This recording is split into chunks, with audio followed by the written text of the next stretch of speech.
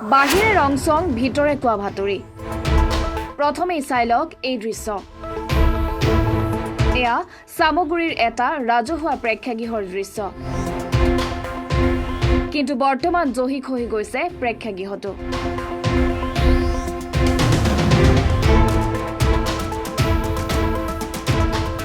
নাই খোৱা পানীৰ সুব্যৱস্থা নাই প্ৰস্ৰাৱগাৰ নাই শৌচাগাৰ এই জহি খহি যোৱা প্ৰেক্ষাগৃহটোতেই স্থানীয় ৰাইজে বহু বছৰ ধৰি বিভিন্ন ধৰণৰ অনুষ্ঠান পালন কৰি আহিছে পৰিতাপৰ বিষয় যে প্ৰেক্ষাগৃহটোতেই বিজেপি কংগ্ৰেছ দলৰ এখনৰ পাছত আন এখনকৈ সভা আয়োজন হয়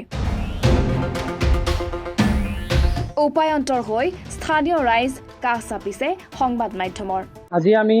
সামগুৰি গাঁও প্ৰধান সন্থাৰ ৰূপালী জয়ন্তী উৎসৱটি সামগুৰি ৰাজহুৱা প্ৰেক্ষাগৃহত অনুষ্ঠিত কৰিছোঁ কিন্তু যিটো অৱস্থা আজি এই অনুষ্ঠানটোৰ তাৰ বাবে আমি বিশেষভাৱে খেদ প্ৰকাশ কৰিছোঁ ইয়াত বনালে সম্পত্তিসমূহ ঠিকেই প্ৰথমতে বনাই ঠিকেই কিন্তু তাৰ যিটো মেইনটেনেন্স হ'ব লাগে সেই মেইনটেনেন্সটো ঠিকমতে হোৱা আমি দেখা পোৱা নাই আৰু ইয়াৰ যিটো সৎ ব্যৱহাৰ হ'ব লাগে সেইটো হোৱা নাইকিয়া জৰাজীৰ্ণ এটা অৱস্থা অনুষ্ঠান অনুষ্ঠিত কৰিব পৰা অৱস্থাত নাই আমি বহুখিনি মেৰামতি কৰিহে এই অনুষ্ঠানভাগ আজি অনুষ্ঠিত কৰিছোঁ গতিকে মই চৰকাৰ পক্ষক প্ৰশাসন পক্ষক আৰু ইয়াৰ সন্মুখতে থকা চাৰ্কুল অফিচাৰ বাইদেউ থাকে এইফালে অহা যোৱা কৰি থাকে গতিকে তেখেতকো আমি অকণমান দৃষ্টি দিবৰ কাৰণে আৰু এই অনুষ্ঠানভাগ যাতে আমি এনেদৰে ব্যৱহাৰ কৰি থাকিব পৰা উপযোগী কৰি ৰাখে তাৰ বাবে মই আমাৰ জিলা প্ৰশাসন তথা চৰকাৰকো এই ক্ষেত্ৰত দৃষ্টি দিবৰ কাৰণে মই অনুৰোধ জনাইছোঁ সামগুৰি ৰাজহুৱা প্ৰেক্ষাগৃহটোৰ দৃশ্য দেখিলে চকু কপালত উঠিব আপোনাৰো যিকোনো মুহূৰ্ততে খহি পৰিব পাৰে প্ৰেক্ষাগৃহটোৰ চিলিং ফাট মেলিছে প্ৰেক্ষাগৃহটোৰ দেৱালৰ লগতে উঠি যোৱা ষ্টেপসমূহ বিপদ সংকুলভাৱে প্ৰেক্ষাগৃহটোৰ ভিতৰত পাতিব লগা হৈছে ৰাজহুৱা অনুষ্ঠানসমূহ বোধহয় হয় আমি তেনেকুৱা বিধয় হয় মিটিং তেওঁলোকে কিভাৱে কেনেকুৱা ধৰণে কৰিছে কিন্তু আমি আচলতে আমি মানে কি গাঁও প্ৰধান হিচাপে আমাৰ গাঁও প্ৰধানৰ যিটো ৰূপালী জয়ন্তী বৰ্ষ চলিছে এইটো অকল আমাৰ বুলিয়ে নহয় বিভিন্ন ধৰণৰ অনুষ্ঠান প্ৰতিষ্ঠান কোনোবা ক্লাব ঘৰে হওক কোনোবা বেলেগ ধৰণৰ কোনোবা ৰাজনৈতিক দলে হওক বা বেলেগ বিভিন্ন পৰ্যায়ত এই প্ৰেক্ষাগৃহত সভা সমিতি হৈ থাকে গতিকে সকলোৰে সুবিধাৰ কাৰণে প্ৰেক্ষাগৃহটো পুনৰ নিৰ্মাণ কৰি দিবৰ বাবে মই বিভাগীয় কৰ্তৃপক্ষক অনুৰোধ জনাইছোঁ ৰাজহুৱা সম্পদটো নিশ্চয় মানে এটা ভাল পৰ্যায়লৈ যাব বুলি মই ভাবিছোঁ গতিকে এইটো মই আপোনালোকৰ মাধ্যমত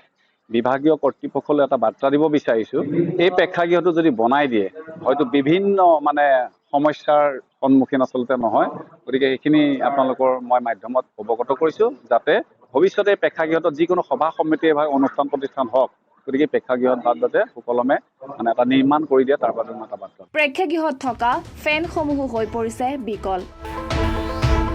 যাৰ বাবে এতিয়া এই প্ৰেক্ষাগৃহত অনুষ্ঠান পাতিবলৈ চিন্তিত হৈ পৰিছে ৰাইজ প্ৰেক্ষাগৃহটোলৈ বিধায়কসকল আহে যদিও চকু মুদা কুলিৰ ভাও ধৰে বুলিও মন্তব্য কৰিছে স্থানীয় ৰাইজে কৰে কিন্তু চকু মুদা কুলিৰ দৰে তেওঁলোক থাকে কাৰণ তেখেতসকলে কিবা এটা আধাৰশিলা কৰি যোৱাৰ পিছত আৰু কিবা যে তাৰ মেইনটেনেন্স কৰিব লাগিব তাৰ চোৱা চিতা কৰিব লাগিব তাৰ সেই ব্যৱস্থাটো তেখেতসকলে নকৰে বহু বছৰ হৈ গ'ল বহু বছৰ পুৰণি এইটো অনুষ্ঠানে আমাৰ বিভিন্ন অভাৱ অভিযোগসমূহ দূৰ কৰি আছিল বিভিন্ন সভা সমিতি অনুষ্ঠিত কৰিবৰ কাৰণে তেনেকুৱা আমাৰ ঠাই নাই এইটোৱে একমাত্ৰ ঠাই কিন্তু তাৰ যিটো মেইনটেনেন্স হ'ব লাগে এইটো হোৱা নাই গতিকে মই মুখ্যমন্ত্ৰী মহোদয়কে প্ৰমুখ্য কৰি মন্ত্ৰীসকলক তথা আমাৰ জিলা প্ৰশাসনক মানে জোৰ কৰি ক'ম যে আপোনালোকে অকণমান দৃষ্টি দিয়ক আৰু এই অনুষ্ঠানটো অকণমান জাকত জিলিকা কৰি তোলক যাতে আমাৰ এই অভাৱ অভিযোগসমূহ যাতে দূৰ কৰিব পাৰোঁ আমি প্ৰশাসন তথা বিভাগীয় কৰ্তৃপক্ষক প্ৰেক্ষাগৃহটো পুনৰ নিৰ্মাণ কৰি দিবলৈ আহ্বান জনাইছে স্থানীয় ৰাইজে